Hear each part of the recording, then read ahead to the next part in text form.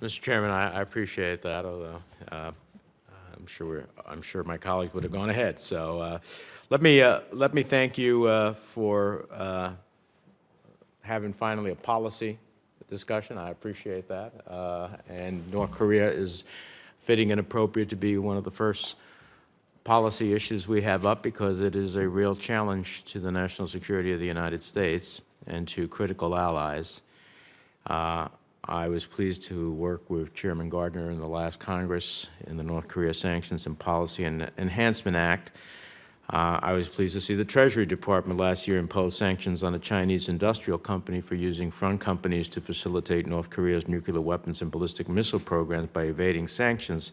But it's clear, however, that more must be done. And having caught some of the testimony in my office in between meetings, it just strikes me at the nature of your testimony and the issues we face. So I'd like to pursue one line of questioning with you, which is we have seen the impact of a robust multilateral and secondary sanctions regimes can have in curtailing a dangerous regime's nuclear ambitions. In the case of Iran, years of targeted sanctions, particularly prohibitions on banks facilitating businesses with Iran, were instrumental in getting Iran to change its calculus and come to the negotiating table.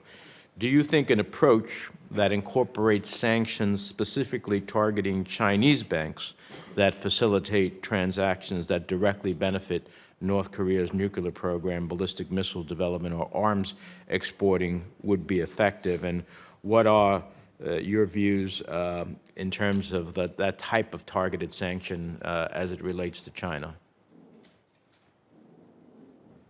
Well, Senator, I think that it is probably, in the area of the next step that one would have to look at. I think that the challenge really that we're talking about when we're talking about cooperation with China and use of secondary sanctions, it's kind of like blowing up a balloon and needing to have the balloon as full as possible and yet also requiring something additional to fill the space, some sharp instrument. And so you need to fill the balloon without puncturing the balloon.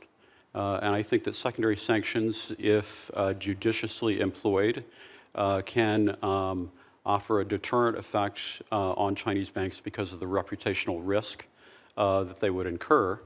The challenge, of course, is at what level and how would China respond. And so, finding that balance and really finding ways to target North Korean transactions without suffering collateral impacts, I think, is the core challenge here.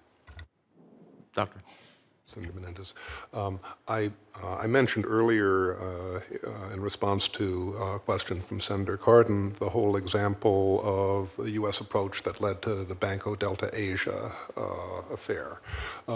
I think that was an example of how secondary sanctions against China and potentially against Chinese banks can be effective in changing Chinese policy towards the DPRK.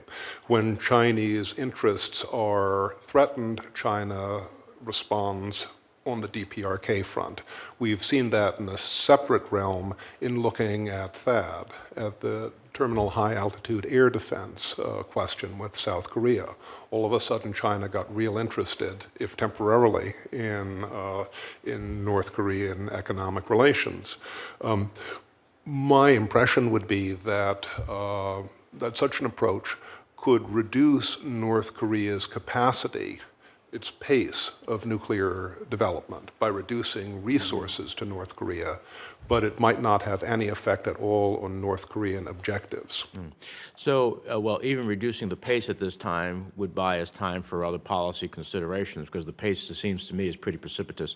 Let me ask you one final thing. If President Trump indeed follows through on many of his threats to be tougher on China, what implications could a different kind of relationship with China have on our efforts to counter North Korea? Does an uncertain relationship with China calling for more vigorous responses to Chinese aggression on the one hand and threatening a trade war on the other embolden North Korea? I mean, I'm trying to think of that as I think about secondary sanctions, which I think actually, and it's always a question of calibration, is important. But up to now, the Chinese have not been fully engaged with everything they could do to achieve the goal that we want, which is to get North Korea to change its path. By the same token, if we hear this new relationship, challenging relationship with China, how does that affect the equation in your views? I'm concerned that a more adversarial relationship with China could expand the space for North Korea to get away with a lot more. But at the same time, a certain element of conflict is going to be inevitable because the U.S. and China simply have differing strategic objectives as it relates to North Korea. We have different bottom lines. I completely agree with Scott about the difference in U.S. and Chinese approaches to DPRK. The North Korean government is not good at a lot of things, but one thing they're really good at is gaming other countries that they deal with and looking for spaces in which to take advantage. I suspect that China can become a more responsible citizen in regard to North Korea, but only if it is forced to bear a reputational cost for its sponsorship of that regime. Well, thank you, Mr. Chairman, and I do agree with Senator Menendez. The fact that this full committee hearing, our first time to discuss policy, is on North Korea, I think highlights the importance of this issue to the Senate and the work that we have before us over the next several years, and thank Senator Menendez for his leadership on the issue of North Korea as we've worked together to try to bring some coherent policies to this denuclearization effort.